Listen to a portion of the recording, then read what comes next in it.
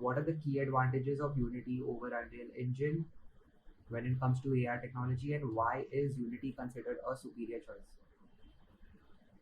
AR or XR? So yeah, Unity is pretty much more superior in terms of AR because of all the compatibility that it gets, and even as you guys might have seen, Apple's new Vision Pro is currently, they are in collaboration directly with Unity. So once again, Unity kind of gets a bit ahead because they are working directly with a new XR headset manufacturer. So that's you can kind of understand that how Unity is kind of more easier to integrate compared to Unreal Engine.